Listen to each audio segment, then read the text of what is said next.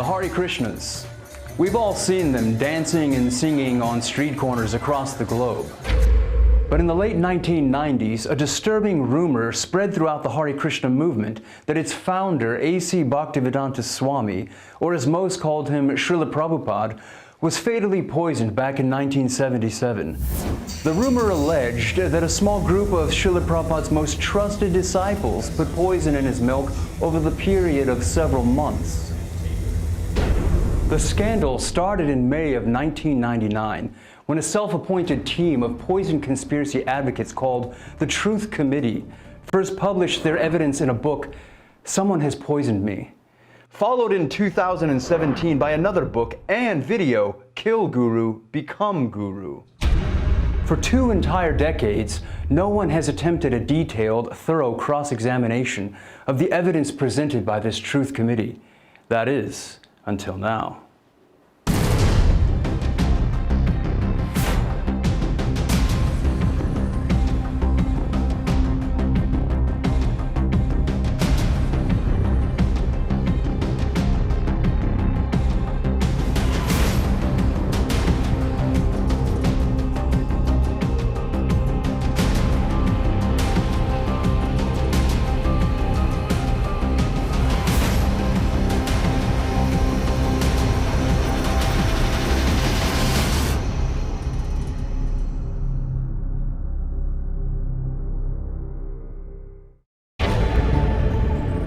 In their book, Someone Has Poisoned Me, the Truth Committee alleges that there were 4 audio whispers containing the word poison recorded at Srila Prabhupada's bedside just days before he departed. The book not only asserts that Srila Prabhupada allegedly said that someone had poisoned him, but boldly claims with 100% certainty that arsenic was the poison of choice. Yet 18 years later, in 2017, when this same Truth Committee released their video Kill Guru, Become Guru, they changed their story, now saying that Srila Prabhupada was not poisoned with arsenic, but with cadmium, a toxic heavy metal. They backed up this startling claim with another 100% certainty, based on forensic hair analysis results. This committee even listed the main suspects as Tamal Krishna Goswami and Bhakti Charu Swami. We have tried to make this presentation as accurate, honest, and complete as possible without serving any motive or purpose other than the pursuit of the truth. Truth. Question is, are they really telling the truth? For that answer, we first turn to William Roberts, also known as Maheshwar Das, a database engineer for over 29 years at the Naval Surface Warfare Center, Port Hueneme, California, and one of the lead investigators for this cross-examination. Are they telling the truth? Well, we invite you to decide for yourself. First, let's hear what this Truth Committee states in their recent video, Kill Guru, Become Guru. He also had warned in May of '76. They may kill me also. As a direct initiated disciple of Srila Prabhupada, I felt it was my duty to learn what my spiritual master was referring to when he said, "They may kill me also." After some long, late-night research, I found the full audio tape that reveals where this quote came from and who he was referring to. So they are thinking like that. No meat eating, then all slaughterhouses will close their enemy. If this movement goes on, then how our these nightclubs will go on, how our breweries will go on, how our slaughterhouses will go on, cigarette factories will go on. And now Jesus Christ was killed. They may kill me also. As we can clearly hear, Srila Prabhupada's words, "They may kill me also," refers directly to what powerful world business leaders would do if the Hare Krishna movement succeeded in closing the world's slaughterhouses, breweries, and cigarette factories. Not that his own disciples would kill him. From a legal perspective, it is obvious that the Truth Committee's video clip is deceptive and misleading. They deliberately took Srila Prabhupada's own words out of context to frame a few of his disciples for a murder that never occurred. Alarmed by this discovery of deception on the part of the Truth Committee, the team of cross-examiners then focused their attention on uncovering any other possible deceptive statements made by the committee. Their efforts soon paid off. He also pleaded with his caretakers not to torture him and put him to death. That is my only request, that at the last day, don't torture me and put to death. It appears that the Truth Committee wants everyone to believe this video clip at face value. What they failed to disclose is what Srila Prabhupada said right before and right after he uttered, "Don't torture me and put to death." Being afraid, don't move in the hospital. I mean, we're not going to do that, Srila Prabhupada. That is my only request, that at the last day, don't torture me and put to death. This is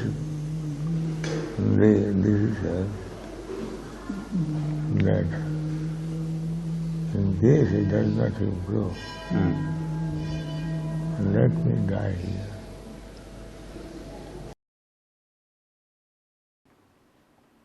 Srila Prabhupada's quote, "Don't torture me," meant taking him to the hospital. If all medical attempts failed, then he wanted to die here in Vrindavan. This is another example of deliberate deception by the so-called Truth Committee. My name is Peter Grimm, and I am a retired police officer. I worked as a detective for 2 different police departments in Los Angeles County and have investigated numerous criminal homicides.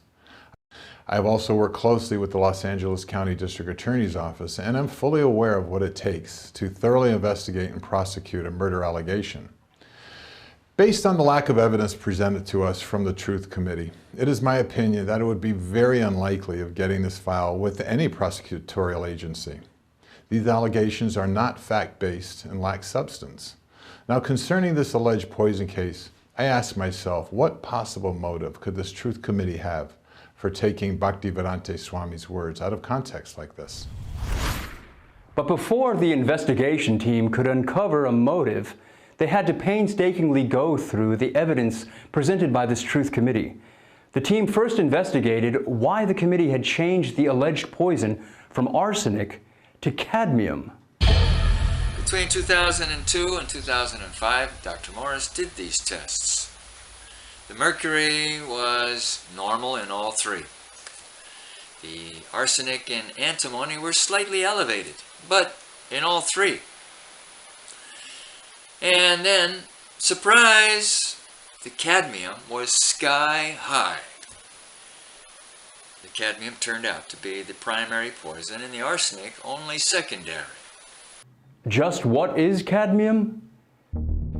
Cadmium is a soft bluish-white toxic heavy metal, not only used to make nickel-cadmium batteries, but in the manufacturing of hard plastic containers, rubber tires, paints, and electroplating metals to resist corrosion.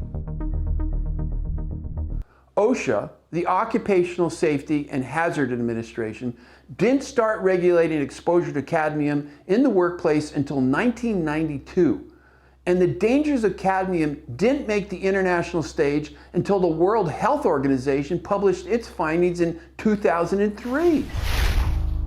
In light of the fact that there were only a few scattered reports on the dangers of cadmium before 1977, how can the poison conspiracy advocates now possibly expect us to believe that a few monks in India knew how toxic cadmium was when the EPA, OSHA, the World Health Organization, and India's Ministry of Health didn't even release their findings until after 1987?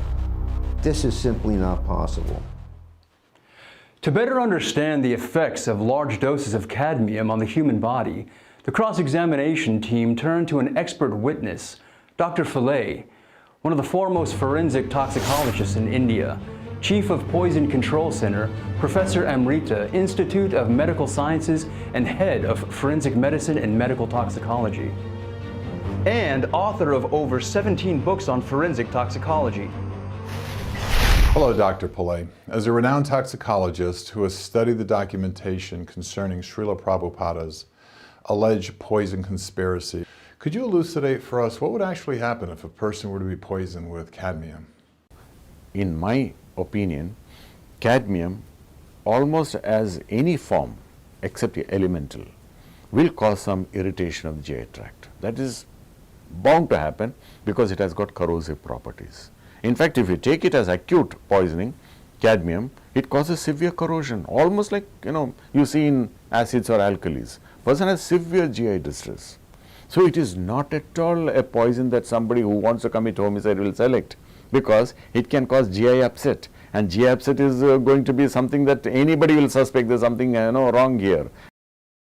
And even if you look at its toxic profile and look at some kind of events that have occurred associated with that, like in Japan in the early previous century, where contamination of some water body occurred because of cadmium, and the local population used that water for their paddy fields, and they started developing a lot of problems like bone pain especially, and it came to be known as a itai disease or the ouch disease. That is, over a period of time, getting such severe bony pain, they were virtually not able to function. They couldn't even sometimes walk. Towards the later stages, fractures were so common. None of that we have seen in this particular case, isn't it? Cadmium attacks a bone, and that particular entity, itai disease, shows that if it is chronic poisoning, especially cadmium, bone would have been involved. A Bay Area engineer working in Berkeley and accused of trying to poison a coworker's food and drink with a toxic metal made his first court appearance today. KTVU crime reporter Henry Lee was there and went through the court documents. The 34-year-old Sue has been charged with attempted murder of a female colleague by using a toxic metal called cadmium. His attorney says nothing's been proven. These are allegations, only allegations. Chu and the alleged victim, Rong Yuan, were both engineers at Berkeley Engineering and Research, or BEAR, on Gilman Street in Berkeley. According to court documents, the co-worker noted a strange taste or smell from her water and food left unattended in her office. She said that happened many times during a span of a year. The victim said she had to go to the hospital for emergency care. Chu earned 3 degrees from UC Berkeley, including a PhD. The accused engineer was ordered by the judge not to contact any of the alleged victims. He's being held without bail. David Chu had 3 degrees, and one was a PhD in chemical engineering. He worked at a lab where cadmium was readily available. His victim could taste and smell the cadmium each time she ingested it over the course of a year. When she went to the emergency room, the doctors immediately discovered the cadmium. But the Truth Committee expects us to believe that Srila Prabhupada was visited by a parade of doctors over 34 times, and not one of these medical experts noticed any sign of poisoning? Mr. Chu went to jail for attempted murder, but the Truth Committee has alleged murder in the 1st degree for over 20 years, and still no arrests?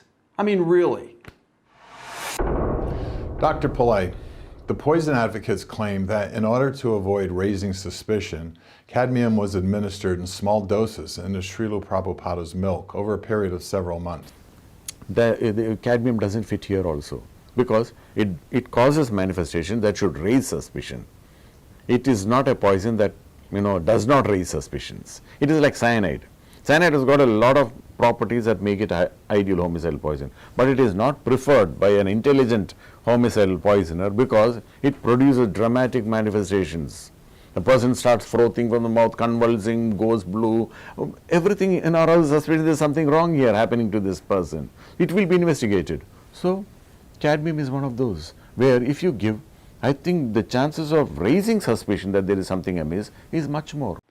After going over the Truth Committee's cadmium evidence as presented by Dr. Morris at the Murr Laboratory in Missouri, we discovered some major anomalies. First, the hair samples were too small. Dr. Morris anticipated receiving 1 milligram of hair. What did he have to work with? 1/8 of what he needed.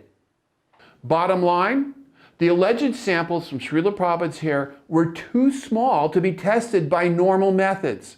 Therefore, the Truth Committee was forced to use the unconventional method of neutron activation analysis, or NAA. 8 times smaller than the amount mentioned by Dr. Morris?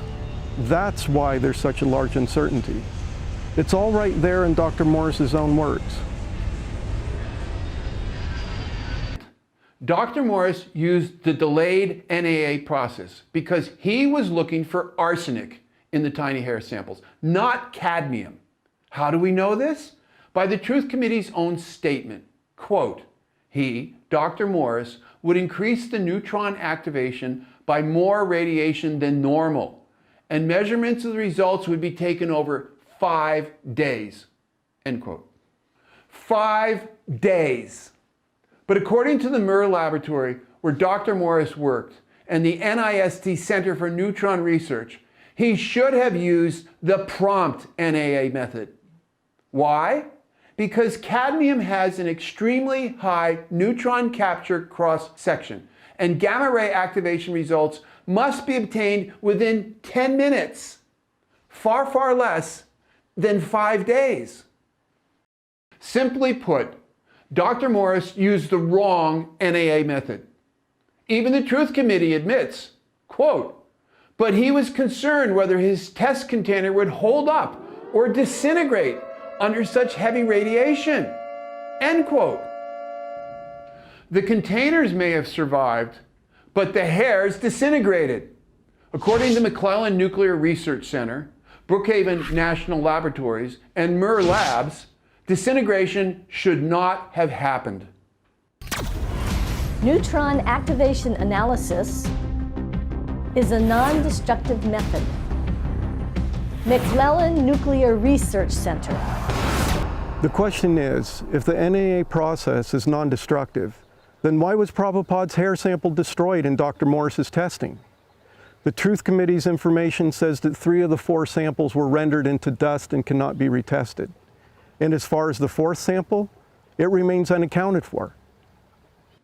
Dr. Morris had never tested hair with the NAA process prior to obtaining the samples that were allegedly from Srila Prabhupada. The Truth Committee claims, quote, Dr. Morris is an expert, experienced, and recognized scientist in the field of hair tests. However, our investigation proves that the Murr Labs had not done any hair tests until 2 years after they tested Srila Prabhupada's hair. That's when Rebecca Bergfield requested hair tests on a 500-year-old Peruvian mummy. And who ran those tests? Dr. Robert Jeffrey Speakman, not Dr. Morris. And how much of the mummy's hair did Mrs. Bergfield supply? This much. And remember what Dr. Morris had to work with? Not even a single gram of hair. Dr. Morris warned Nico Cute. External contamination cannot be ruled out without a detailed history of the hair samples. The Truth Committee doesn't want anybody to realize that 2 of these hair samples passed through the hands of 7 different people over a period of 25 years while traveling from India to Australia and who knows where, and then finally to Dr. Morris in Missouri. This fact alone completely breaks the proper chain of custody. And without a detailed history of what happened immediately on day 1 after cutting Srila Prabhupada's hair, it is impossible for any rational person to rule out external contamination. The investigation team is not saying that there was no cadmium in Srila Prabhupada's hair. But since the tests were not conducted properly, according to strict NAA protocol, Dr. Morris's results are questionable or suspect at best. Now here's the question. If ingestion of cadmium is ruled out, just how did such a large amount of cadmium find its way onto Srila Prabhupada's hair? Well, one very likely way the hair could have been contaminated is by the atmosphere. But the Truth Committee simply says that would be impossible. The only way to acquire these kinds of levels of cadmium would be to directly ingest cadmium chemicals, or in other words, be poisoned in your food and drink. Even the Truth Committee's own Dr. Morris warned them in the 2005 letter not to rule out atmospheric contamination. But did they listen to their own professional, Dr. Morris? No. What's ironic about this is that the Truth Committee's spokesperson, Nico Cute himself, states in writing that he sanded some wood-containing lead-based paint, then sent in samples of his own hair that were 2 inches long to a hair analysis lab to determine if the lab was legitimate. As expected, the results came back with hair containing an abnormally high level of lead.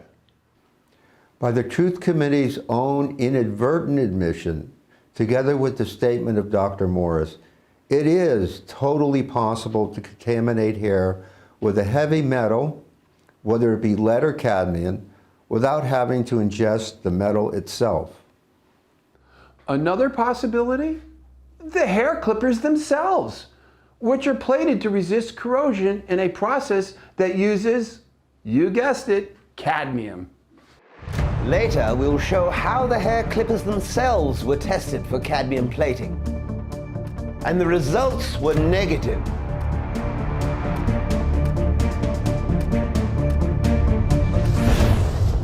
Well, our question is, where are the hair clipper test results that they promised? This committee gave us no written documentation, no test results or hard copy certification of any test, negative or positive.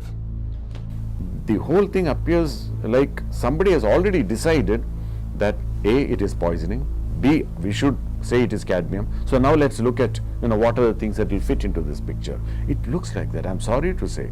But as a person with that kind of objective, mind here, I have no intention of taking sides. I feel that the whole thing is being constructed like that. It is like that classical, English phrase, give a dog a bad name and then hang it, That is, you already have decided that you want to prove this.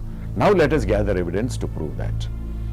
That is why I'm really disturbed about this. If somebody had said, these are the manifestations this person suffered from, indicating cadmium, therefore we've selected that, and then we found that, it's high level, yes, that is a logical progression.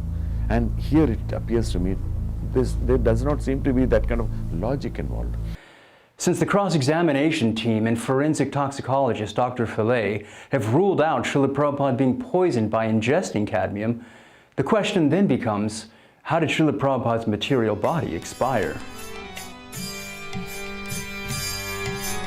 Krishna Kirtana Ganana Karnapatau Premamrita Vanidhi Dhira Dhira Jana Kriram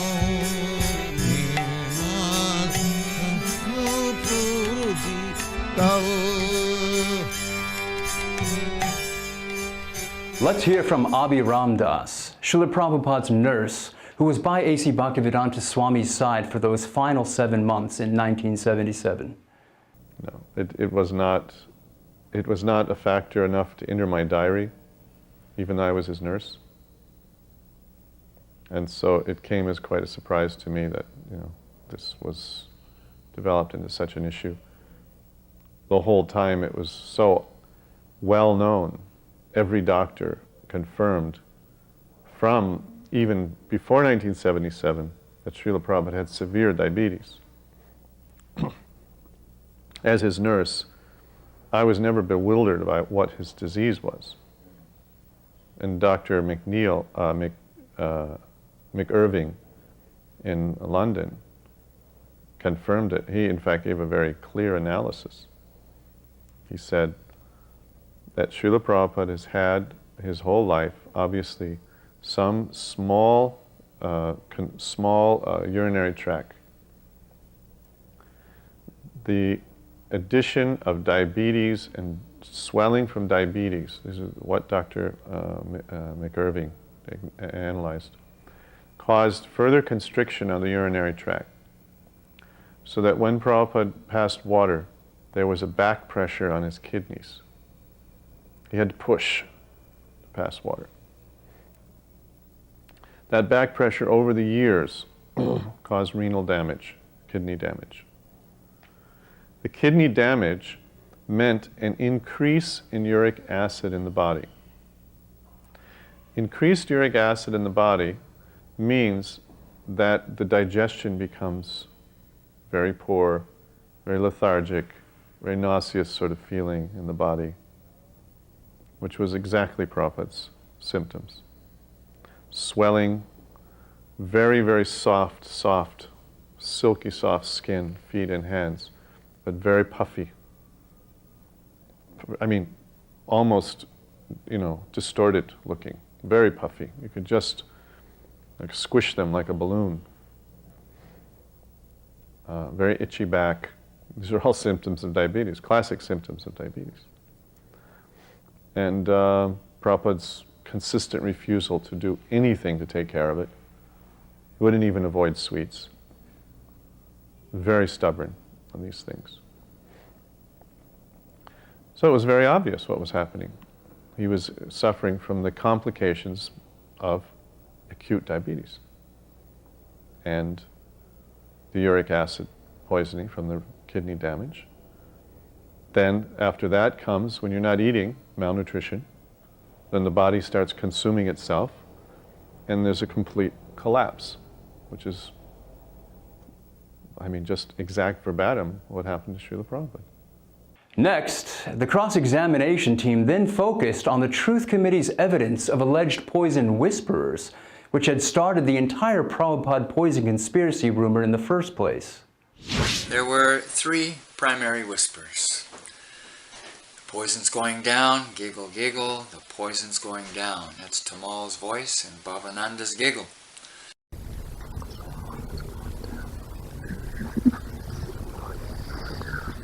Is there poison in the milk? This is just before, you can hear on the tape recording, Srila Prabhupada drinking milk.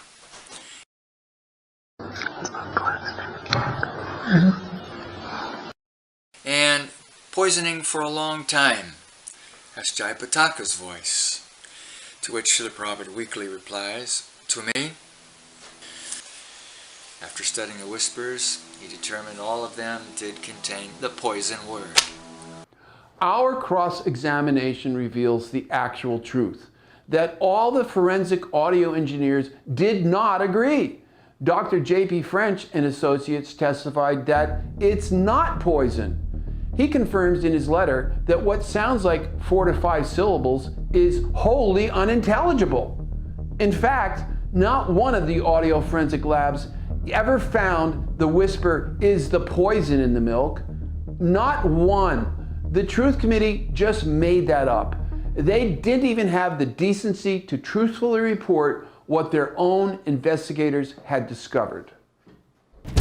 All the forensic studies concur on the poison word in the 3 principal whispers.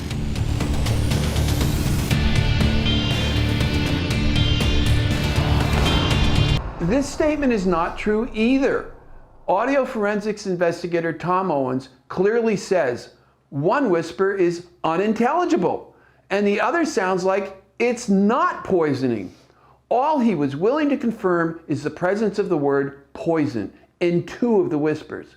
Mr. Owens encouraged the Truth Committee to obtain the services of a forensic toxicologist and a homicide investigator. A forensic toxicologist and homicide investigator should be consulted. But did they do that? No. But we did. Our examination also revealed that, according to Tom Owens of OWL Investigation, the Truth Committee subverted the audio forensics investigation in 2 important ways. First, they gave Mr. Owens a detailed list of what other audio experts claimed to have heard on the tapes. Second, they gave him a copy of their own book, Someone Has Poisoned Me. I always tell our clients when they assign a case to us to not give us any more information than they absolutely have to until we're done with our testing process. Once the report is written and it's time to do the deposition, then it's time to learn more about the case, because bias has to stay out of the lab.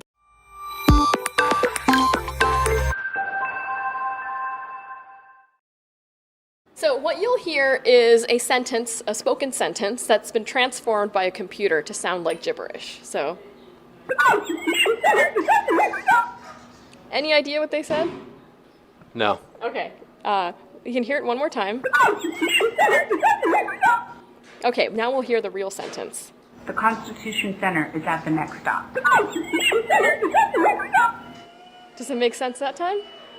Yeah, wait, was that the same? It was the exact same sentence that you heard the first time. No way. It's the exact same sentence. Your brain is always using prior information to make sense of new information coming in. Prior information to make sense of new information coming in. For example, some devotees thought they had found a fourth whisper, put poison in different containers. But actually it turned out to be they're voicing different opinions. Was this committee of truth so obsessed with finding poison whispers that any whisper which sounded even remotely similar to the word poison was hastily judged as evidence in order to build their poison conspiracy theory? But as this video clip shows, there's a danger in judging too soon. Hey, kid. You got to go down. Come on.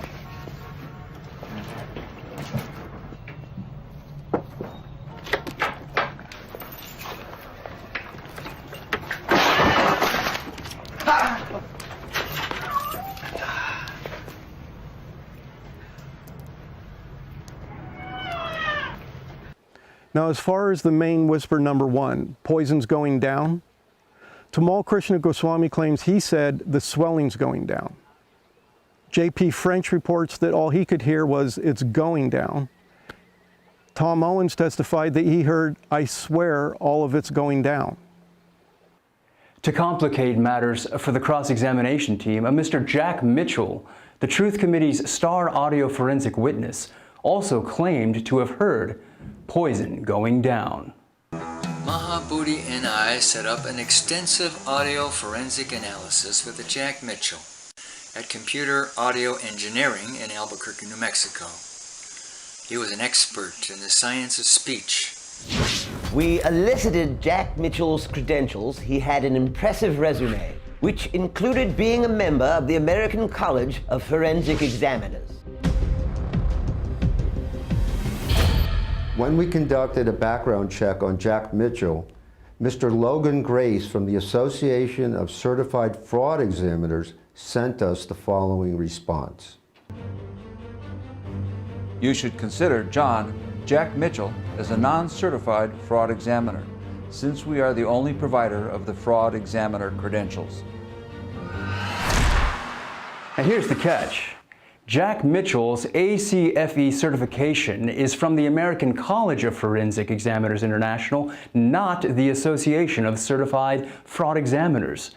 Ironically, the American College of Forensic Examiners International was exposed by a Frontline television investigation to be a bogus operation. The American College of Forensic Examiners International, ACFEI. They offer over a dozen credentials like Certified Forensic Consultant, Certified Medical Investigator, and Certified Forensic Physician. But the National Academy of Sciences report, which recommends mandatory certification of forensic experts, states that some certifying organizations appear to lack stringent requirements. It cites articles about ACFEI from 1999 and 2000, in which critics called it a certification mill. I think the focus was primarily on revenue versus professionalism. Money was more important than the quality of what was going on. I think that's a way to sum it up, correct. So if you want a certificate that says you are certified in forensics, this is the place to go to. The American College of Forensic Examiners was shut down for selling fraudulent ACFE certifications to people like Jack Mitchell. Okay, let's look at the actual conversation recorded on November 10th, 1977. At just over a minute in, Srila Prabhupada clearly says, "Make me flat." The controversial whisper, "Poison's going down," occurs 52 seconds later. Tamal Krishna Goswami tells us he said, "The swelling's going down," which would make perfect sense after having just observed the limbs of His Divine Grace when repositioning him on his back. Over 6 minutes later, Bhakti Charuswami finally asked Srila Prabhupada if he wants to drink milk. And it isn't until well over 7.5 minutes after the alleged poisoning going down whisper that we hear Srila Prabhupada finally drinking milk. This proves that the alleged poison going down whisper was not spoken while Srila Prabhupada drank milk. No, whatever he said at that moment was spoken while he lay flat on his back. And everyone knows you can't drink anything while lying on your back, especially hot milk. In their detailed investigation, the Truth Committee should have made the correlation between the time the alleged whisper, "The poison's going down," and when Srila Prabhupada was actually drinking milk. Why didn't they report the facts? They studied the same conversation that we did. The difference is that our team picked up on this immediately. When Tamal Krishna Goswami was laying Srila Prabhupada flat, he noticed the swellings in Prabhupada's feet and hands were going down. Remember Srila Prabhupada's nurse, Abraham? His statement said hands were puffy like balloons. Very, very soft, silky soft skin, feet and hands, but very puffy. I mean, almost, distorted looking, very puffy. You could just squish them like a balloon. That the poison whispers come the day after Srila Prabhupada said someone has poisoned me. Is this coincidental or what? The reason why there was some discussion and perhaps whispers after Srila Prabhupada mentioned poison was because his caretakers had now been alerted by their spiritual master to the possible danger of food tampering. Even the audio experts confirm this. No poison in the milk, not poisonous milk. Srila Prabhupada's caretakers were concerned. That's all. When asked who could mastermind the poison conspiracy, Dr. Morris said, amateurs seemed out of the question. But the question is, if Tamal Krishna Goswami was allegedly the brains behind this plot, wouldn't he also be smart enough to make sure that he and his accomplices did not talk about it? Especially when they were speaking into a recorder in front of the devotees, all listening in close proximity? Then, the cross-examination team discovered a dark, dirty secret kept hidden by the Truth Committee. Jeffrey Giuliano, the original Ronald McDonald clown who later became a vegan, stated that in 1998 he was approached by Truth Committee spokesperson Nico Kite to help make a poison conspiracy audio CD. Mr. Giuliano states, quote, "I was asked point blank to falsify the taped evidence by editing it in such a way that it would seem more damaging to ISKCON's rank and file. A few words seamlessly shuffled about here and there, and suddenly one dangling scrap of audio becomes a very different animal," unquote. After Mr. Giuliano made this revealing statement, the Truth Committee had some serious damage control to deal with.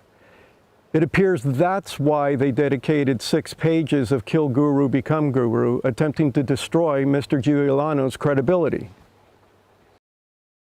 Despite all their efforts to use controversial whispers to convince the world that Srila Prabhupada was murdered, the Truth Committee is forced to admit that the whispers prove nothing.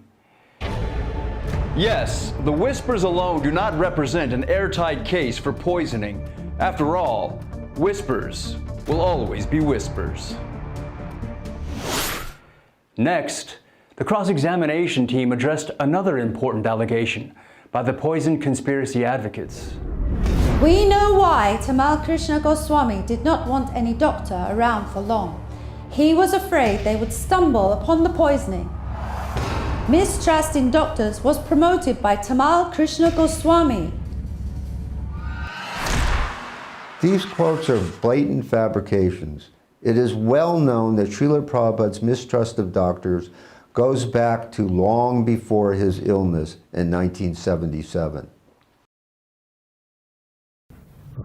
But as soon as you go to a medical man, especially in your country, first of all you have to give blood, and then other injection. Better to die without a doctor. That's the best way. Don't call any doctor. Simply chant Hare Krishna and die peacefully.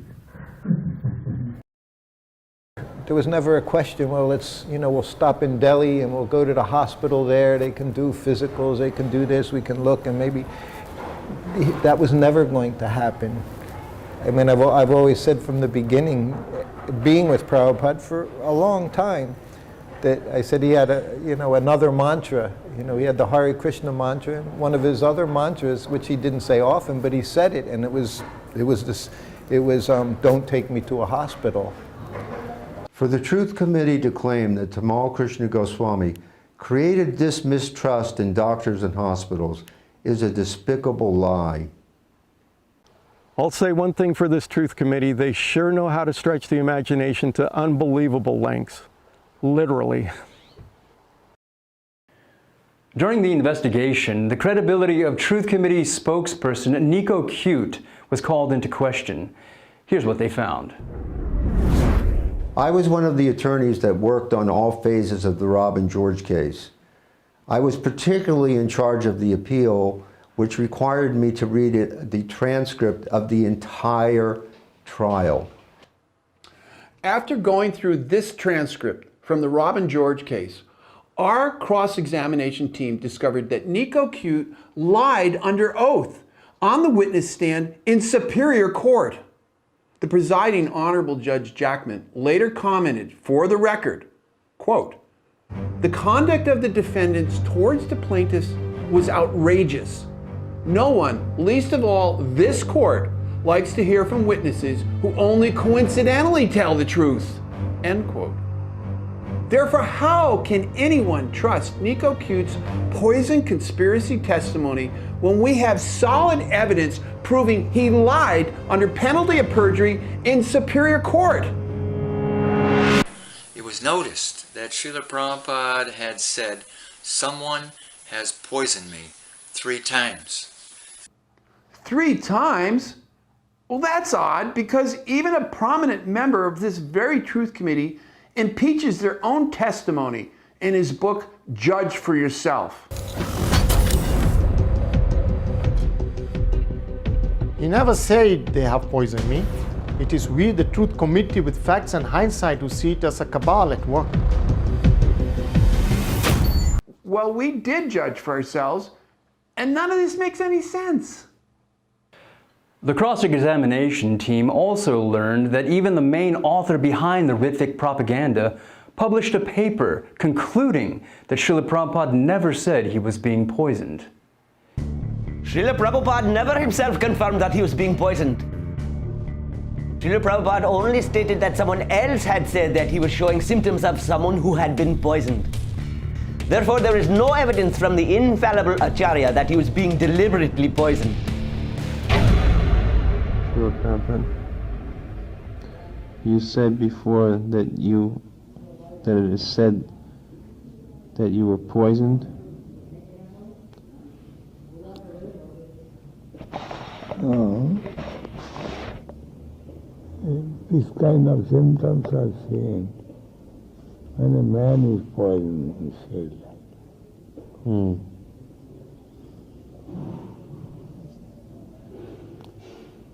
Not that I am poisoned. Srila Prabhupada says in clear English, not that I am poisoned. After we researched all the actual facts surrounding this alleged poison conspiracy, here's the most logical scenario explaining what really happened. Srila Prabhupada was taking medicine from the Ayurvedic doctor. medicine that had arsenic in it, medicine that was supposed to combat his severe diabetes and kidney disease. After 12 days, those around him noticed that he was displaying symptoms as if he had been poisoned. That's what this discussion on November 9th was all about. But back in 1999, when the Truth Committee heard the alleged poison whispers on the tapes, instead of taking the time to understand these events properly, they just used them to tell everyone, Srila Prabhupada has been poisoned. Srila Prabhupada has been poisoned. They jumped to conclusions reminiscent of Chicken Little, who ran around screaming, "The sky is falling, the sky is falling."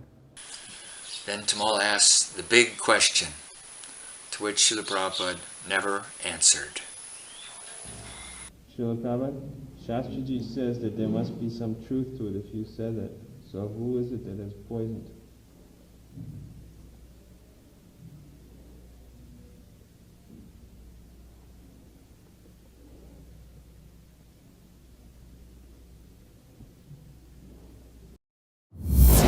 Srila Prabhupada's silence implicates Tamal Krishna Goswami.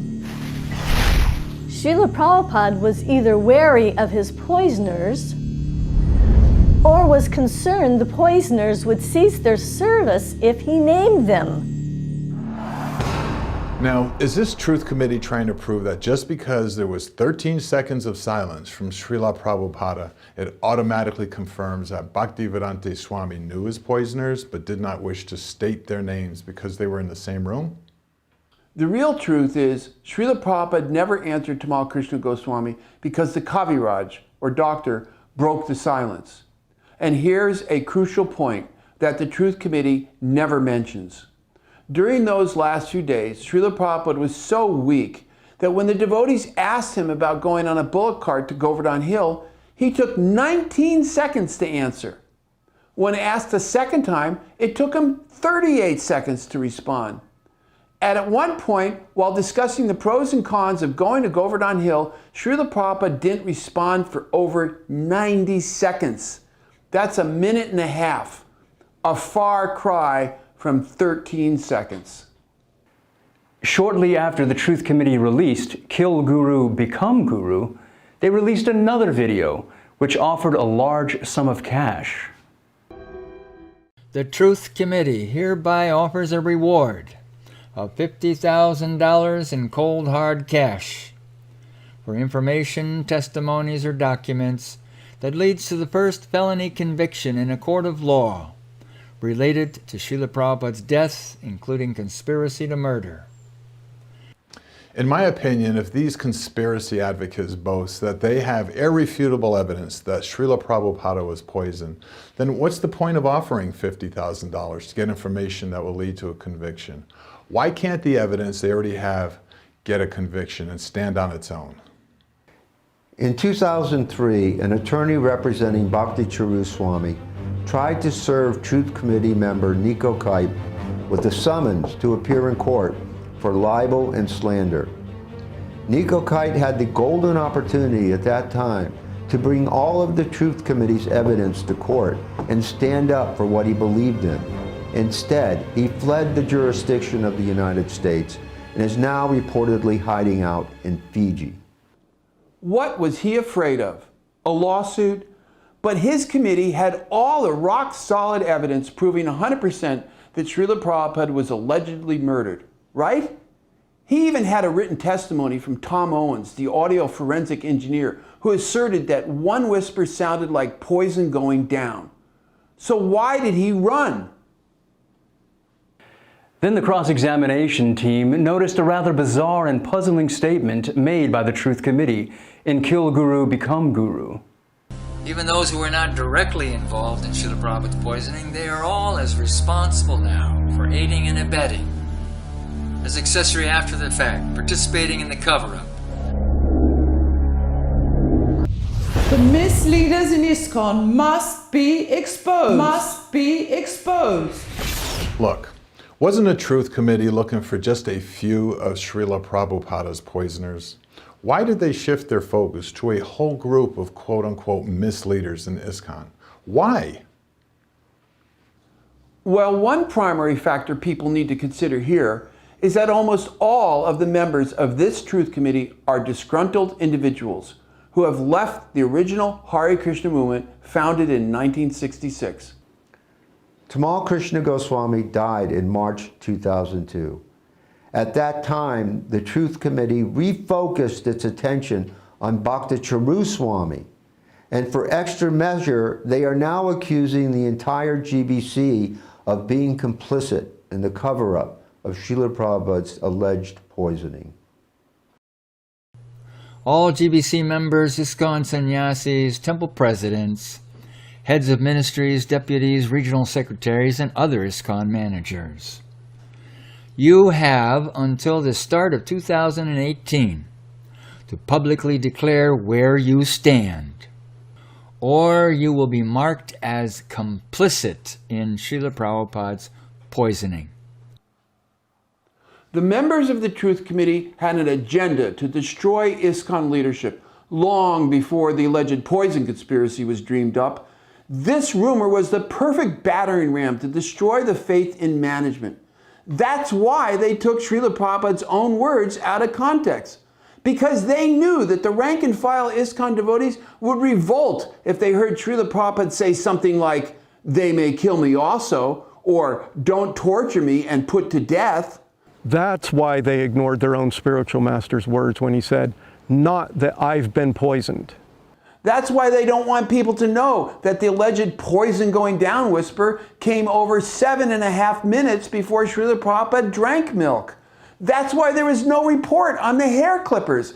That's why they covered up the fact that Nico Kite tried to solicit Mr. Giuliano's help in falsifying the poison whisper tapes, which Mr. Giuliano emphatically refused to do. That's why they fabricated the story that Tamal Krishna Goswami didn't want any doctors around, when it was a well-known fact that it was Srila Prabhupada who emphatically pleaded, "Don't take me to a hospital." That's why Nico Kite fled to Fiji when he was issued a summons to appear in court in North Carolina in 2003. He knew he would be exposed as a fraud. That's why they didn't listen to Dr. Morris when he warned them not to rule out external contamination of the hair samples. The so-called Truth Committee has done all this and so much more because of their real agenda to destroy the current leadership of the original Hare Krishna movement and not to report the truth. In conclusion, this cross-examination of the Prabhupada poisoning conspiracy has uncovered numerous flaws and inconsistencies, as well as exaggerations, speculations, misleading testimony, and many outright lies by a group calling themselves the Truth Committee.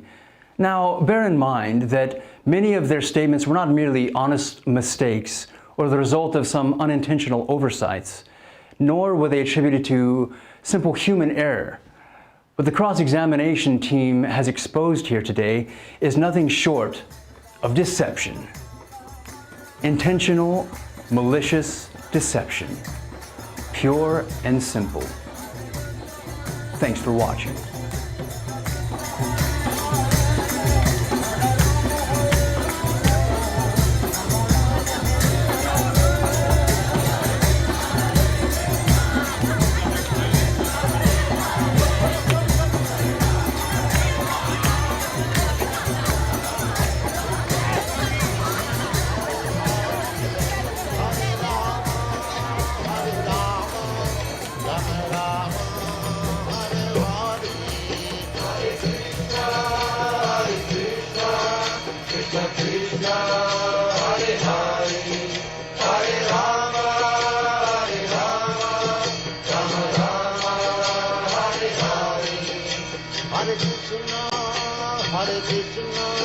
Krishna Krishna, Hare Hare, Hare Rama, Hare Rama, Rama Rama, Hare Hare, Hare Krishna, Krishna Krishna, Hare Hare, Hare Rama, Rama Rama, Hare Hare, Hare Krishna, Krishna Krishna, Hare Hare, Hare Rama, Rama Deception. The 400-page book is available at Amazon.com.